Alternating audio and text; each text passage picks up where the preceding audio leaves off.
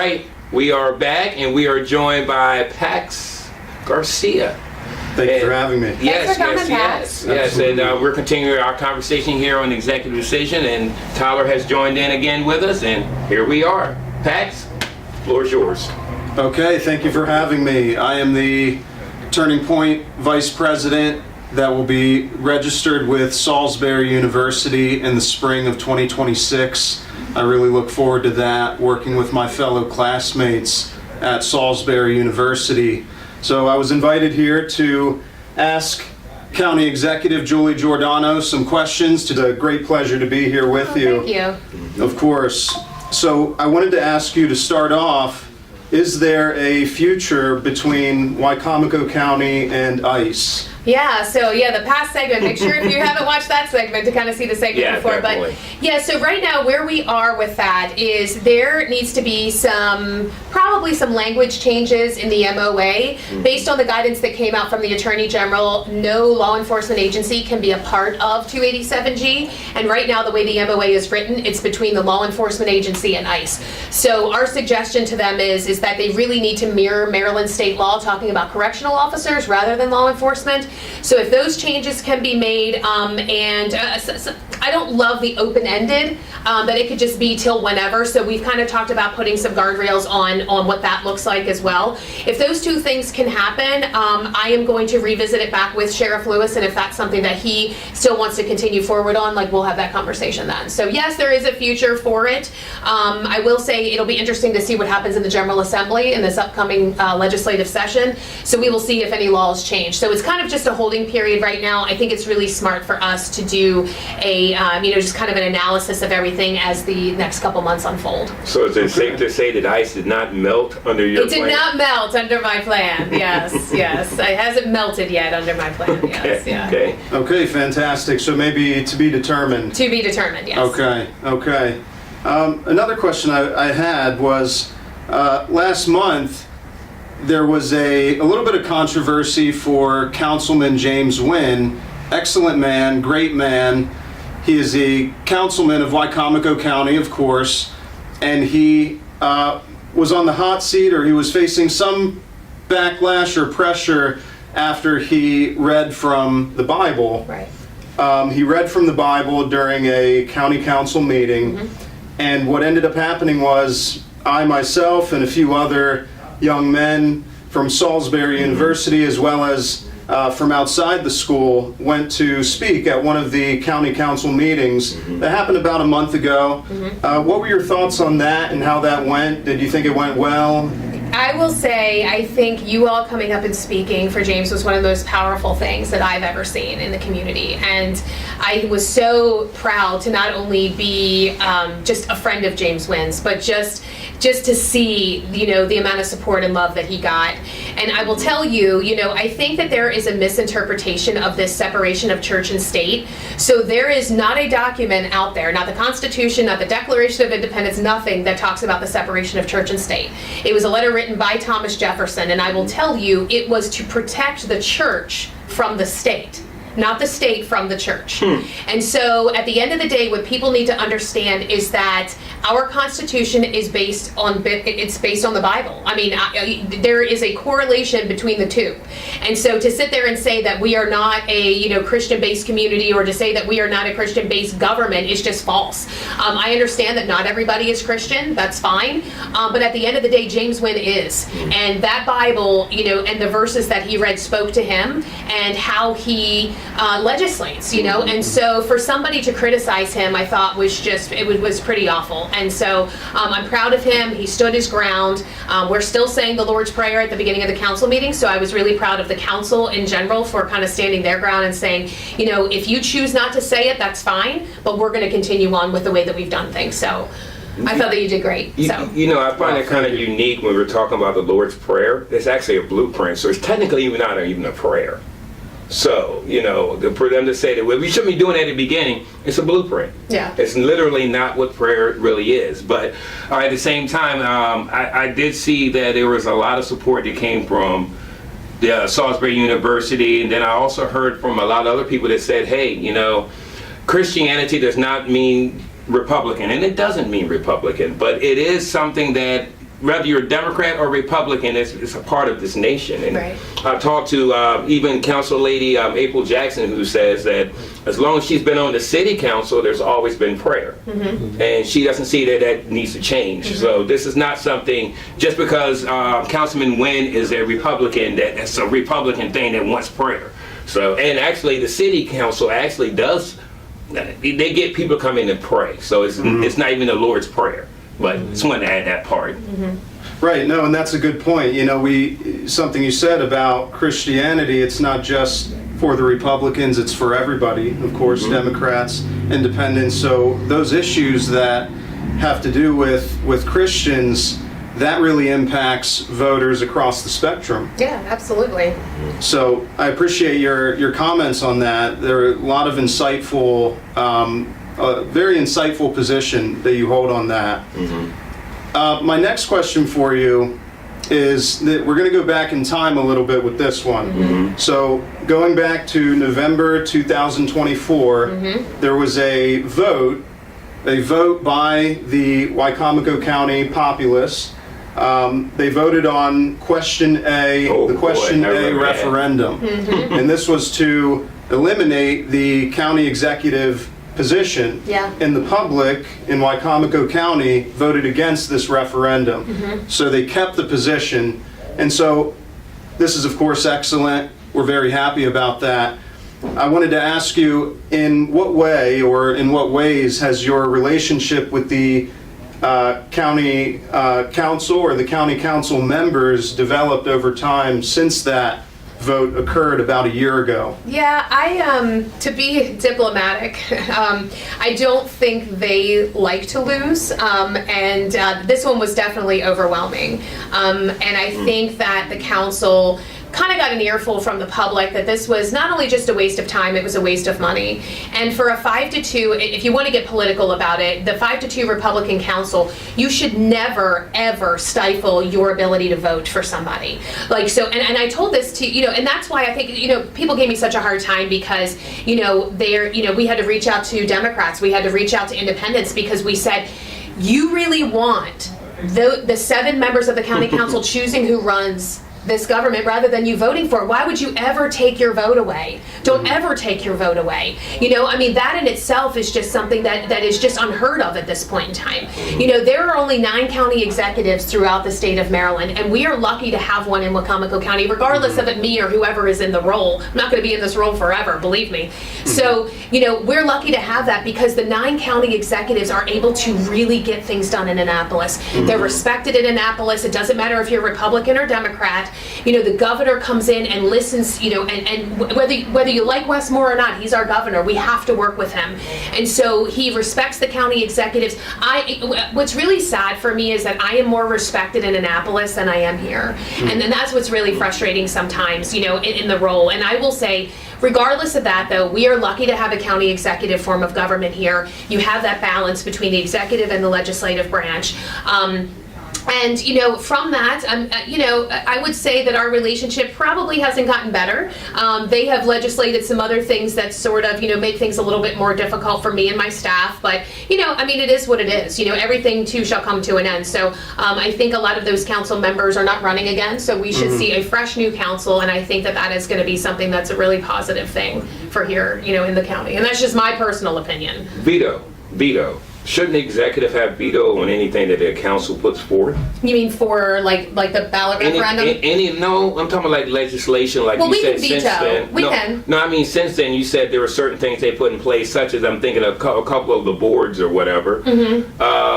Don't you have say-so on those? So we have veto power on legislative bills, but they can override the veto, so that's part of the checks and balance. So they can override the veto, but it has to be a supermajority, so they need 5, to make sure. And so anytime I feel that something comes across that's unjust, I, have to give an explanation as to why I'm vetoing it, even if it's just on paper, you know what I mean? We know that the law is going to go into effect. A lot of times I don't think I have been successful at a veto at this point in time, but that's okay. That's okay, because regardless, Wow. they have it in their mind, and I think that there are some council members that know. They know that is a ridiculous piece of legislation that should never have happened.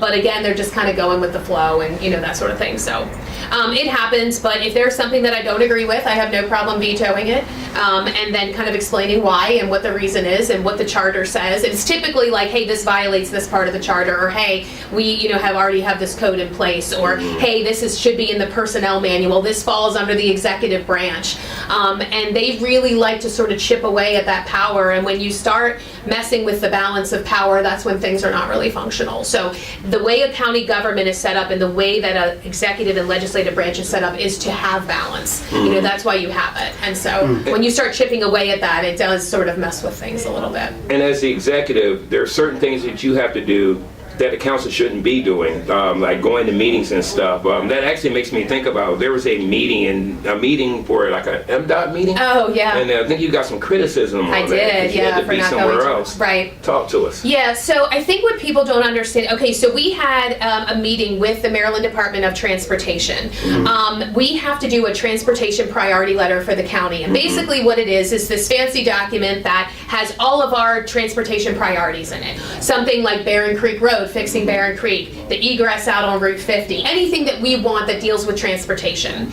The executive staff is the ones that create this document. We meet with the Maryland Department of Transportation in August. So the executive staff has first crack at the Maryland Department of Transportation in August during MACO. So that's my part. My part is to meet with them. We present the letter. What the executive or what the Maryland Department of Transportation does is they kind of read through our packet, and then they want to hear from the public. What does the public think about this? So that's the meeting. So what the council does is they host them for dinner. They visit 3 other counties that day, and so by the time they come to us, they're starved, so they have dinner with us. The council, kind of sponsors, has a dinner for them. And then we go over to the public meeting, and the council sponsors a public hearing, so that way the public can come out and say, hey, we understand that the executive submitted this. This is what's important to us. And so, it's just hearing that piece of it. So I don't really play a role in that meeting per se. Got you. For that part of it. I've already done my piece. My piece is in August. Sure. And then the public comes out in October. So Okay. I will tell you my event, which happened to be the same night, was planned prior to, and the council did not ask, how does this date work? They just sort of set the date. And unfortunately, it was something that I could not change. It was something that had been planned for a while. So, You gotta do what you gotta do. Bunky went over there, you know what I mean? And we made sure, and Tracy, who's my director of planning and zoning, she was He's there. second in command of the county. Yeah, Right? so he was there, so he was there. Okay. We met with them. So again, that meeting is for the council to have a public hearing on that particular document. So really the executive plays no role in that. Now, I can always, obviously it was filmed, like I can go back and look and kind of see what was important, to the people of the county, obviously, but really that is for the council at that point in time. All right. I want to ask something that I know Tyler and I was talking to Kanisha and some other people about. Affordable housing.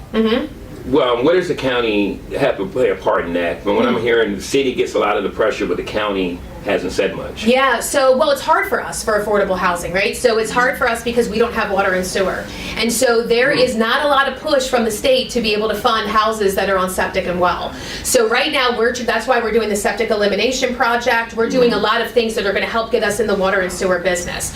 We have several developers that are knocking on the door of the county. And if we can get, for example, like a developer like Shell Brothers to come in, they're building, $400,000 to $500,000 houses. They're not affordable houses for most people. However, when they build up that inventory, then your 3-bedroom, 1-bath ranchers then become the affordable housing. When you have more inventory, your stock price is going to go down. So that's what our hope is. That's what we can contribute at this point in time. Okay. The problem is, and the biggest issue that we are having is with our health department. Our health department makes it so difficult for septic permits or any sort of permitting in the county. So And that's that a is state-ran. That is a state-ran facility. And what's going on is the governor has done an executive order on affordable housing. Now, any executive orders have to be carried out by the state employees. Our health department's not getting that memo. So we've had to reiterate to them, hey, we have a push for affordable housing, so we really need you to work with us. That could be a whole segment that I could get into a different day, but we are working really hard to try to figure out how can the county be a supportive role in affordable housing when we're not in the water and sewer business. But my Director of Planning and Zoning, Tracy Taylor, has worked with the governor's office looking at how to redo some legislation, making some tweaks to this. We could change tier mapping. There's a whole bunch of different things that we are really working to do in order to help out with affordable housing. So Thank you. We're kind of sidelined right now, but we're trying. We're trying to get in the game. So. I appreciate it. Now, again, I'm still touching on the affordable housing and that situation there. What I'm also hearing is the housing authority. Is that through the county? Or the people that go in, if there's a complaint, isn't that county, right? Well, it's not, yes and no. Like, there's a couple of entities, like, there is, like, a couple of the housing authorities that are different. I don't even know how to answer that, honestly, because we are a piece of it, but it's more of a collaboration. It's not just a county entity. Because the meeting that they had, and Tyler, maybe you can chime in here. They had a meeting over at Pemberton Apartments last week. There's a situation with Tyler, was it cats, stray cats, rats, and bats? There's numerous issues over there, but you're just talking about specifically, I think the city wants to come in and inspect some of the buildings, but they don't have the authority to do so because they're owned by people that live out of state most of the time. So it's like a private yeah. So, but the Wicomico Housing Authority is like a group. You know what I mean? Yeah, it's not just a county entity, but there's different stakeholders involved with it. So, Okay. I'm glad you cleared that one up a little bit. But yeah, I was wondering because I know there were some city officials there. I don't think there was any councilman or anything from the county there, and I was just wondering what hand does the county play in? Not much, especially when it's a city entity like that. So if it's a city apartment building, you know, that's within that municipality. We don't deal with the housing authority too much in the county just because most of the density is going to be within the city. So a couple of things, you know, and we have a couple of meetings, you know, a year, you know, just to kind of see where we're at with things. We had talked about, you know, some tax breaks and things like that. So there are some things on the county end that we can contribute, but we're such a small factor because we just don't have the density. You got your hands tied pretty much. And it's not, you know, they're within the city limits, so. Okay, gentlemen. No, I just wanted to close out with something that Pax already brought up. The relationship with the county council. We got a minute, David. Go ahead. The relationship with the county council, because I know that come next November, it could be a brand new slate. But we have almost a year. We have a year. And it's costing taxpayers money. We need some type of way that everyone can at least be cordial and not bring about any more lawsuits. Right. Is there any steps towards that? Yeah, so I think what people forget is that what people see are the public comments, right? Like that's like the part of the council meeting that everybody focuses on. What I would really love people to focus on is the very beginning, not the proclamations, but then we get into the legislative piece of it. Some of those resolutions are things that took 2 years that we have been working on. So the work is done before those public comments. And then the public comes in and you got your 6, you know, that go over and say the same things over and over again every single meeting, and that's fine. But at the end of the day, there is a lot of work that's getting done. We would not be, you know, we wouldn't have an increase in bond rating. We wouldn't have an $80 million reserve. We wouldn't be able to fund schools and be able to support public safety without the two entities working together. And I tell people that all the time. If you look at the legislative agenda, all the resolutions and the legislative bills that are being introduced, that's where the work, you know, happens. And like I said, that part's the boring part, though. People don't want to see that. They're here for the comments. You know what I mean? And so, and that's the frustrating part. But I do hope that people really take a look. There was one, we've been working on getting cell service on the west side of the county down in Bivalve for 2 years. They're getting better. Yeah, well, no, we just signed the agreement. You know, we signed the agreement and it went over to the council, but people are like, oh, that's just a resolution that took 15 seconds. It did only take 15 seconds to pass, but it took 2 years of work. And so that's what people, I think, sometimes forget, is that you really need to look at the resolutions and the legislation that's being passed, because that's where the work is, the actual work. And so we would not be able to accomplish the things that we've accomplished, getting a new health department, getting, you know, the Fruitland Primary taken care of, like all of these things without us working together. So people see this little bit where it's like, okay, oh, they're fighting again. But in all honesty, behind closed doors, like literally Bunky and Steve just had lunch with the council president last week to talk about different issues. So there are things happening behind closed doors that the public doesn't see. I really just wish that they would not allow their council meeting to turn into like this Jerry Springer episode all the time. It's like, run your meeting efficiently, have people come in, say their comments, whatever. It shouldn't be a bash session for either side. People shouldn't be coming in to bash me. They should not be coming in to bash the county council. You are coming in because you are concerned about something. You want to see change in something. You want your street paved. Those are the reasons to come. If people are upset about a 287G, those are the reasons to come. It's not to come in and sit here and pinpoint and try to make people feel bad, because look, I get it a lot in those meetings, but the council's had it too. And I just want to tell the public, I understand if you're upset with them, I'm not telling you not to come in, but that's really a time where we can figure out a more productive way, and finger pointing, name calling, and all these things are just not ways to get that done, so. I just want to say, first and foremost, thank you all for coming. I see a lot of things on the table that do need to get done. And I made a fuss maybe about a year ago in front of the council about, hey, can we stop bickering and take care of the DAF tanks? Well, nobody said anything. They actually didn't even address it. And here we are now talking about DAF tanks. Right. So I agree with you. We do need to find some way of stop fighting. We got a year, and I don't know who all is running again. I do know that you're running for re-election, and I'm hearing that Councilman Wynn may be running also. But I've also heard that maybe Shaney is. But the question is not about running right now. It's about running. Actually, it is about running this county and getting it done the right way. Yeah. So I do appreciate all that you're doing. I tell you what, it takes a strong person. It really does, to be able to put it with the criticism. I mean, I've heard criticism everywhere. Oh, that's the thing, is I have never actually, I think the one thing that I didn't anticipate is everything is politicized, right? And everything is criticized. It doesn't matter. You're either doing a good job or bad Look, job. I'm getting blamed for DAF tanks. I wasn't even an elected official when the DAF tank I went know up. that You for know a what I fact. mean? These were years ago, that this went up, or I'm, where they politicized trash. They were criticizing us for trying to figure out a way to deter trash so that way we don't run out of space, so we're not shipping trash out of here. I was criticized for that, and it's still like, guys, this is, how is it that every single thing turns into some sort of problem? How is it? Is there a time where we could just say, hey, could we work together on this? You know what I mean?